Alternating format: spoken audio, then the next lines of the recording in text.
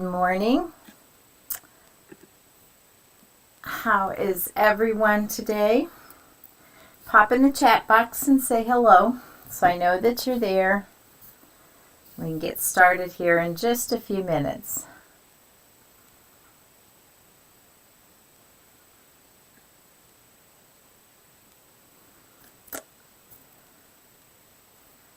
Hi, Alice from Ohio. Good morning, good morning.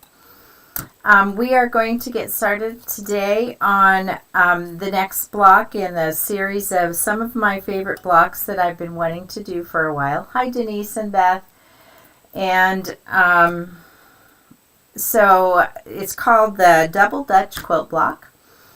And for most of you, if you have children or grandchildren, we're all back in school, getting busy for another year. All right, we're getting everyone here. Good morning, good morning. From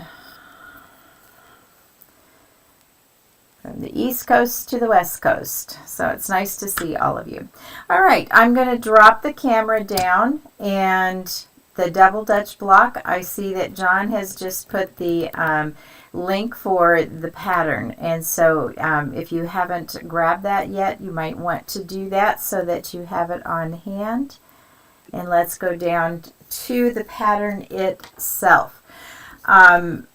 You're going to be excellent at flying geese by the time you're done with this pattern, but it's quite it goes together quite quickly actually. And so you have these larger size, you have 4 of those, so you can use the method making 4 flying geese at once, and I'm going to show you that this morning. You have 4 half square triangles, and I am going to show you one way to do it. The typical way that most people are doing it today is putting the 2 blocks together and drawing a line down the center, sewing on either line. And in essence, that's what we're doing, but I cut them in half today. So just something a little bit different, and show you how the acorn glue helps with that. And then you've got 8 smaller flying geese in the center. So we're going to put one of those together, and this particular block is again called Double Dutch. And I took the opportunity this morning to go ahead and draw the lines. My friction pen is running out of ink.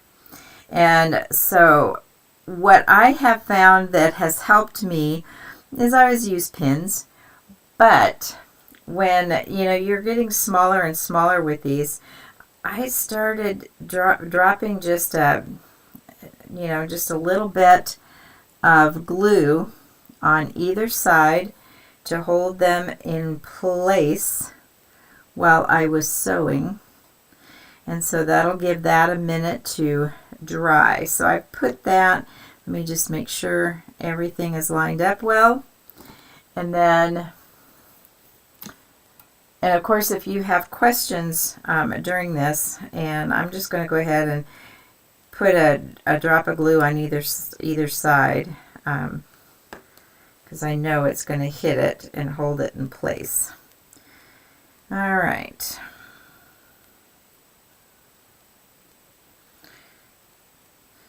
Now that I've got that there, I'll do several at a time, and they'll have time to dry on their own. But because of our time frame, I went ahead and hit it with the iron just so that it would. And when I hit it with the iron, of course, the lines go away. But I've got my lines right here on my. And let me get you over to the sewing machine. I've got my mat here that gives me my lines as well.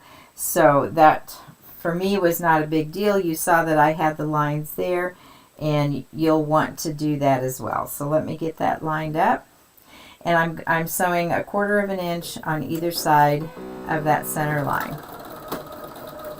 Okay, and I'm keeping my,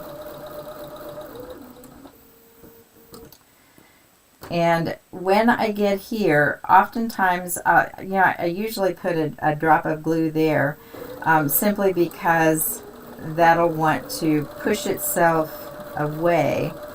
I just forgot this morning. All right.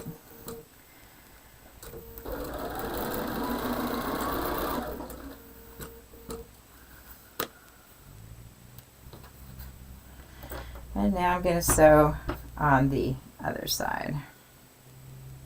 Got a little wobbly there at the beginning.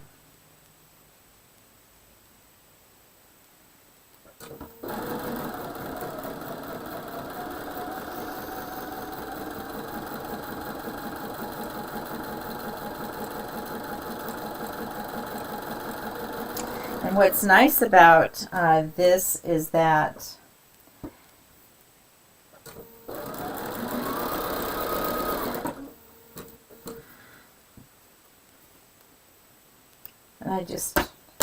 all right, so I'm going to cut it down the center.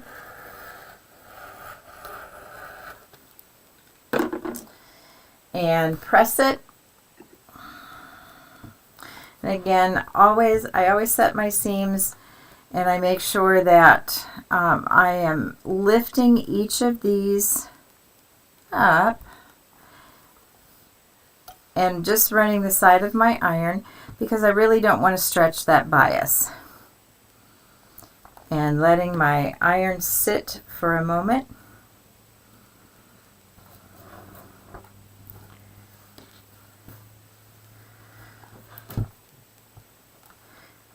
And, setting those seams, if you've never felt your seam prior to pressing it, or setting it rather, do that, because you'll notice a real difference in the height of the thread, and it just flattens that out so nicely when you do that.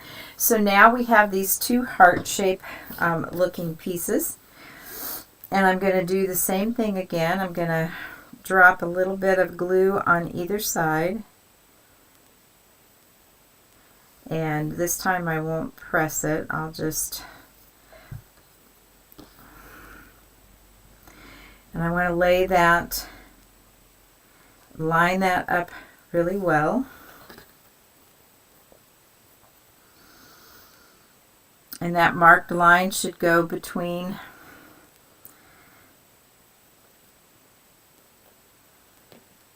each one. And now I'm going to sew those together. And let me get over to the machine. All right.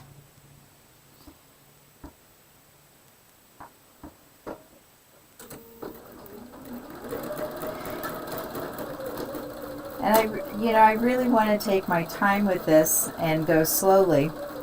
And let me just stop here for a moment. You're on the right track when you can see that your needle is going right into that V shape right there as it's coming out.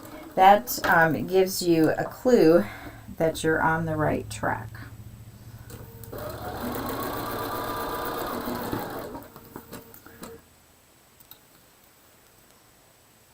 All right, we'll flip that around. And again, you're right in that V shape.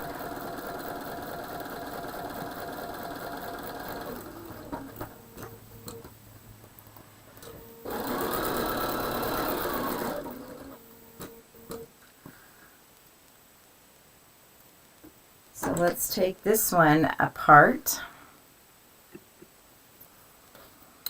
I'll sew that other one a little bit later. Right now we're just getting so that you can see what we've done with these little ones. Again, setting my seam, pressing that down.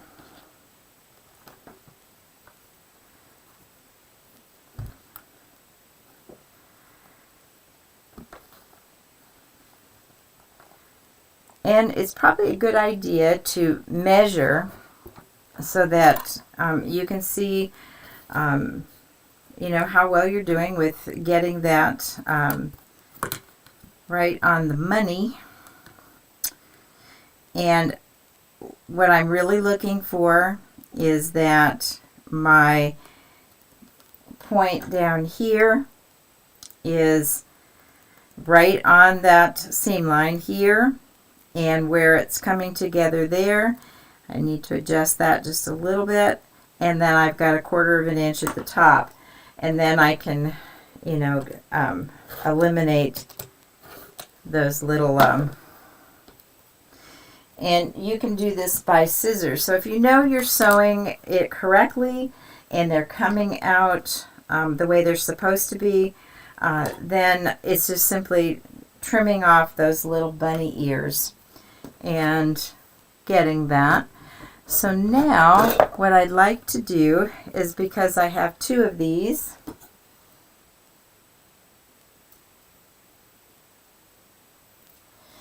is sew 2 of the rows on the so you can see what's going on with that. Before I do that though, I want to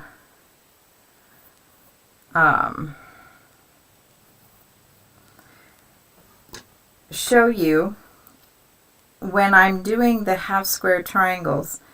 And this is one from another block because I went ahead and sewed all of mine before I was thinking in prep for today.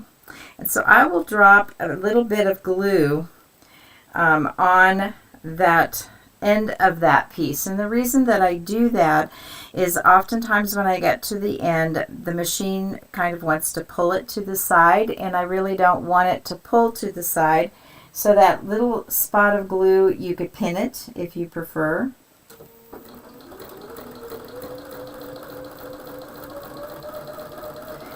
And then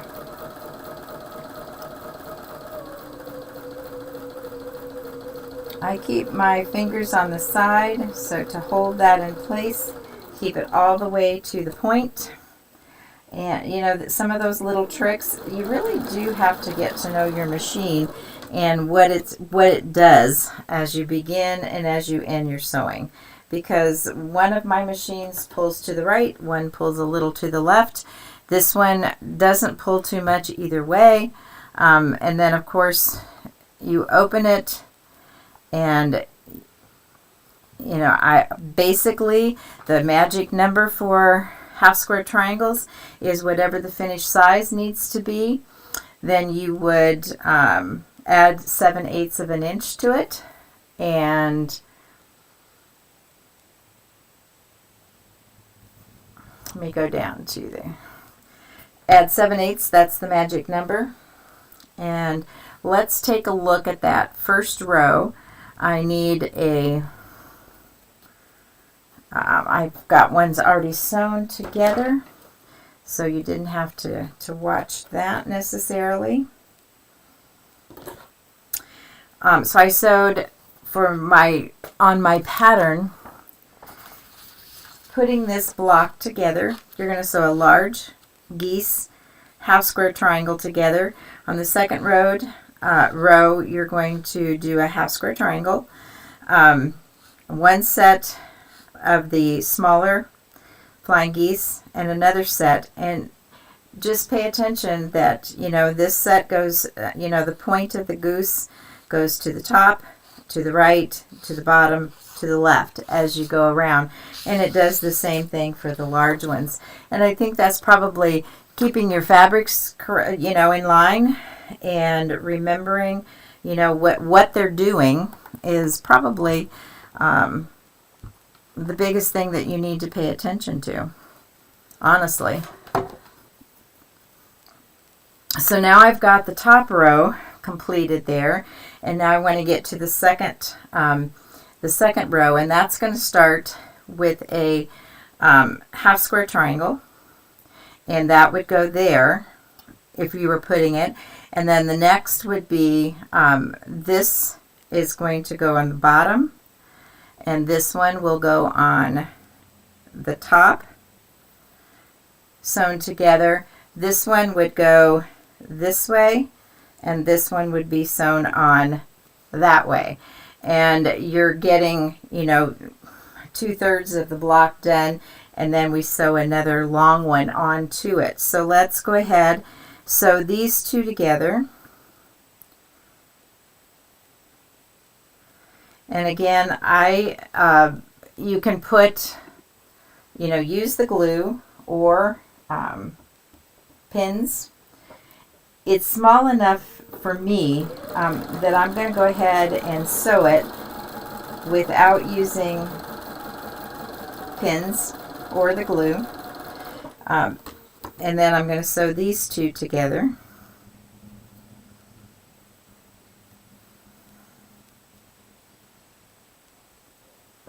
It looks like I had a little problem with my thread at the beginning.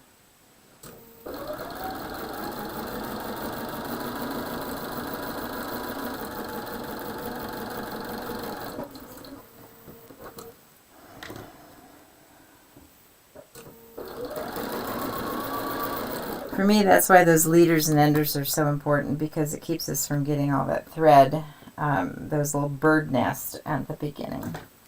All right, so again, I want to set my seam. I'm pressing it to, you know, the more open or bottom part of the goose on that one. And then this one, same thing. And I'm just setting the seams right now.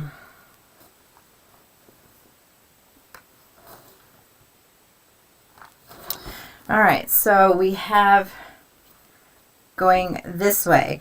I'm going to sew these two together first. You could go the other way, it doesn't matter. As long as they get sewn in the right direction.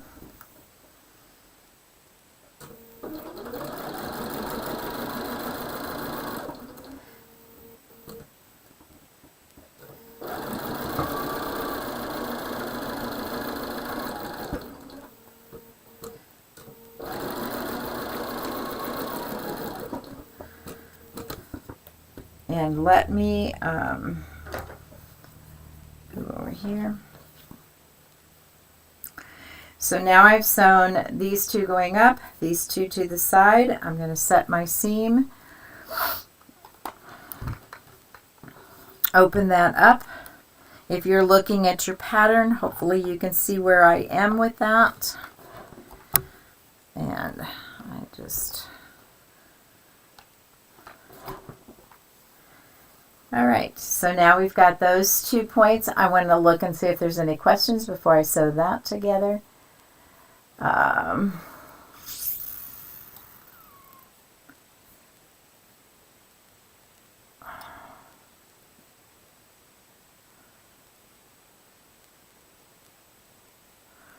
right, I do not see anything else. And, well, we got some people from Greece. Good morning. Well, it's morning here. All right, I am not seeing any questions. These are things that we've done before, but I wanted to share with you the glue and making the half square triangle, adding the 7/8, and then simply cutting it in half, gluing the point, and those, you know, they come out wonderfully, and you don't have to resize or trim or any of that. So, you know, if I've got different, you know, especially in a quilt where I have different blocks and all the half square triangles are different, I always do them that way, simply because it's easier, and for me a little bit less waste. If I don't need two or more of the same fabrics in them, if they're all going to be different, then I simply cut them in half. And since the acorn glue came along, because a lot of times with the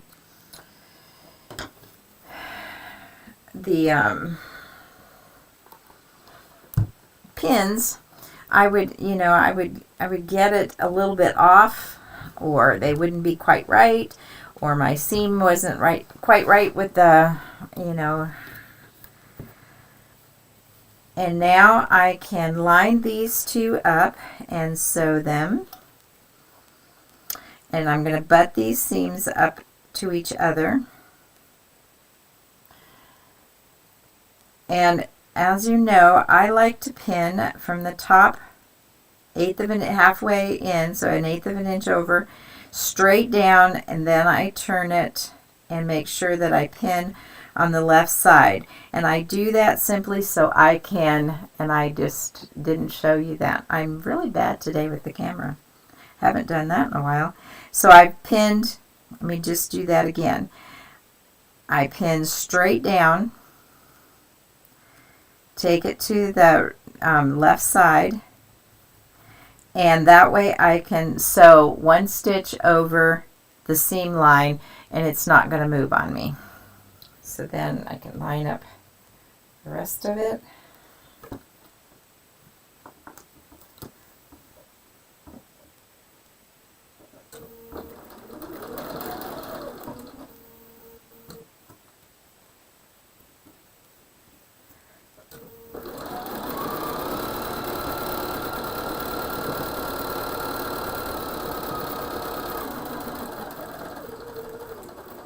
Here's where I go one before I have to pull the pin, and then I'm going to line up my corners there.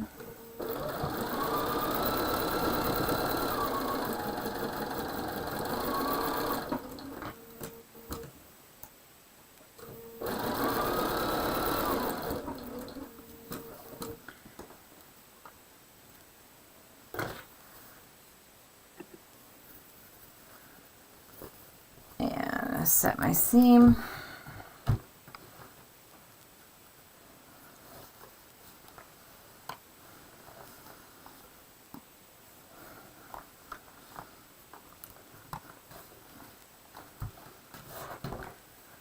All right, and then to finish that top two, you know, the 2 rows, now I'm going to sew another large one to this side.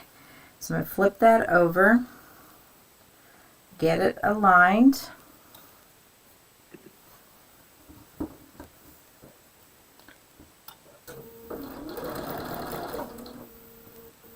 I take a few stitches in, and then I get everything where it needs to be.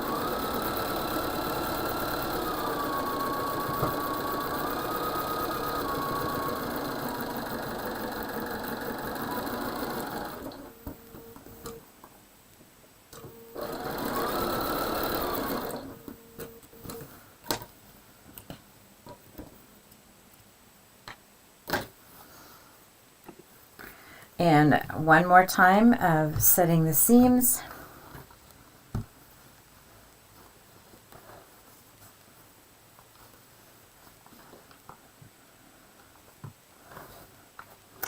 And now I've got the top 2 rows completed, and the bottom 2 are going to be the same.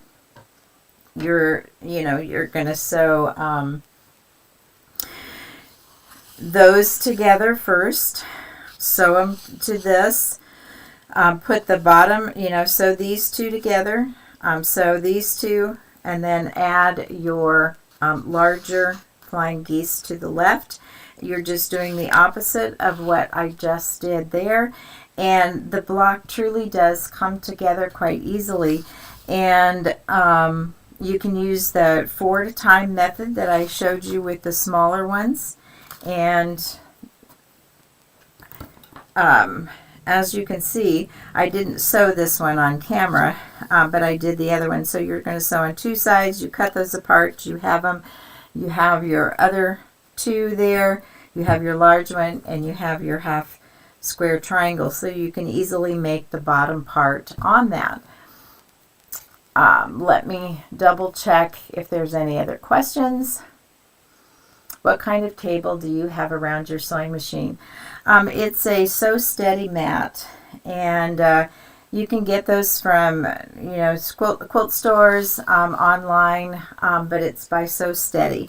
And those are available to you, and I really love it because I can use the degree lines on here, and I can match it up on my sewing machine.